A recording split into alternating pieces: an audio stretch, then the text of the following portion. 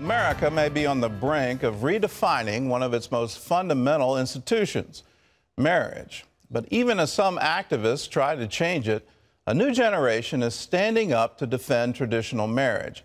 Heather Sells has that story. Gay, straight, black, white. Supporters of gay marriage have reached a major goal: 2 cases before the Supreme Court. That platform and recent wins on the state level provide new momentum for their cause, but a younger generation is emerging to defend traditional marriage. Ryan Anderson is making the case at the influential Heritage Foundation, where he argues that redefining marriage makes it more about adult desires than children's needs. He recently defended his views on CNN. If you really understood why the government does need to get involved, why it does need to be legal on a federal level, if you really understood that, there is no way that you would sit there and say what you are saying right now. So I understand. Why do you assume that I'm ignorant? I mean, you assume that I just don't know. I don't assume anything badly about you. No. I just think we disagree. And President Obama himself has said that there are people of goodwill and sound mind on both sides of this issue. I agree with the president. Well, Ryan joins us now to talk about the debate over redefining marriage. That was an interesting exchange. And Susie was really coming after you. Sure. And why the... you can't help but watch that piece and see hostility there and trying to demean the opinion that you hold about marriage. Why is that? It's a great question. And I think a lot of people view if you're in favor of traditional marriage or in favor of marriage as a union of a man and a woman, that must mean that you're anti-gay or that somehow you're against something else.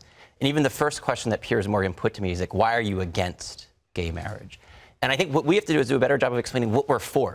And we're for marriage understood as a union of a man and a woman because that can unite them as husband and wife to then be in the type of relationship to be mother and father to the kids that they create.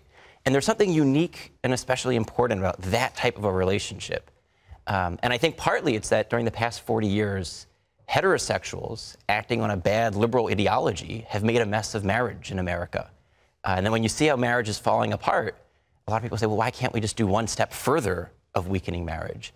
But the collapse of marriage has been... the culture of divorce that we live in? Divorce, cohabitation, single parenting, premarital sex. I mean, start the list and, keep going. There's so many various things that heterosexuals have done to damage the marriage culture. And then a host of social ills, the consequences of this, and particularly for the well-being of children, for our welfare state, for all sorts of things that have been negatively impacted by the collapse of marriage. Why don't we learn the lessons from history? You go back in history and you look at Greek culture. Greek culture wasn't an anti-gay culture. No. And yet in Plato's Symposium, he says gays don't marry because that's not a family. I mean, I'm paraphrasing, but he does say gays don't marry. They don't do that. And so why have we sort of abandoned that as a I guess a point in our argument that traditional family and family units are the bulwark of any society? We cite that in our book. We point out that Plato and Aristotle and Cicero, as well as the Jews, the Christians, and the Muslims, and Enlightenment thinkers like Immanuel Kant, Eastern thinkers like Gandhi, they disagreed about a lot in their philosophy, their theologies, their political theory, and yet they all agreed that marriage was a male-female relationship because a union of a man and a woman can produce a child, and children need a mother and a father. And so while they disagreed about all sorts of other things, including the morality of same-sex acts, they agreed that what marriage is about uniting a man and a woman, a husband and a wife, a mother and a father. Supreme Court's taken this issue up. You got a prediction on how they're going to rule? It's a fool's bargain to predict what the Supreme Court will do. But the law here is pretty clear. The Supreme Court should uphold both Proposition 8 and the Defense of Marriage Act. Our Constitution does not require the redefinition of marriage. Marriage laws that reflect the truth about what marriage is are wholly constitutional. And citizens have the authority to vote about what marriage is. Unelected judges should not be redefining marriage. But hasn't there been a whole link of Supreme Court cases going all the way to Griswold? Once you find a right of privacy around sex, then the logical extension after the Supreme Court ruled that homosexual sex is protected as well, doesn't that then lead to, since it's protected activity, that if they want to marry, now that's constitutionally protected as well? I don't think that follows, because think about what they're asking to do here. They're not asking for the freedom to live and to love how they want to. They already have that. In all 50 states, two people of the same sex can live with each other and love each other. They can go to a liberal church and have a wedding ceremony performed. They can work for a liberal business and have marriage benefits if the church wants to and if the business wants to. It's very much a live and let live. What they're asking is for the Supreme Court to redefine marriage and then have government use the coercive power of law to force people like you and me and our religious communities and our businesses to recognize a same-sex relationship as if it's a marriage. So the coercion aspect here and the liberty aspect here works in the exact opposite direction than what the media normally tells. Oh, you already see photographers and florists and innkeepers. Yeah, I mean, that lawsuit is already out the door and gaining momentum. Well, if the Supreme Court does rule that there's a constitutional protection for this, do you see it opening the door again to polygamy, you know, what they now call polyamorous relationships, and those being recognized as marriage? That's interesting. Justice Sotomayor, so one of the liberal justices and one of the Obama appointees, asked that question during oral arguments of the opposing lawyer, the lawyer in favor of gay marriage, and he didn't have a persuasive response. She said, if there's a fundamental right to marriage, what limits could the state place on that right? And she specifically asked the question of the number of participants.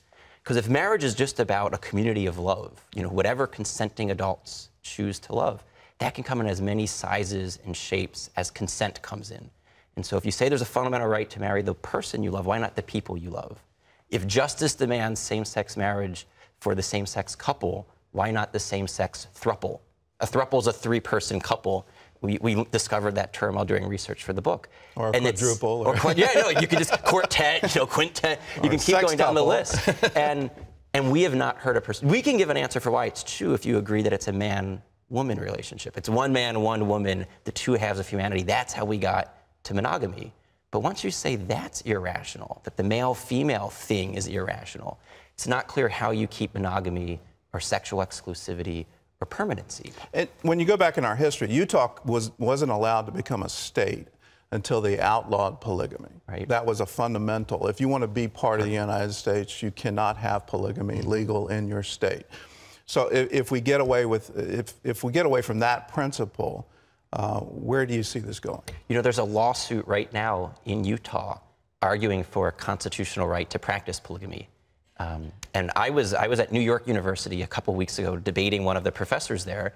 She says it's hypocritical that we criminalize polygamy and that we should have multi-person marriages.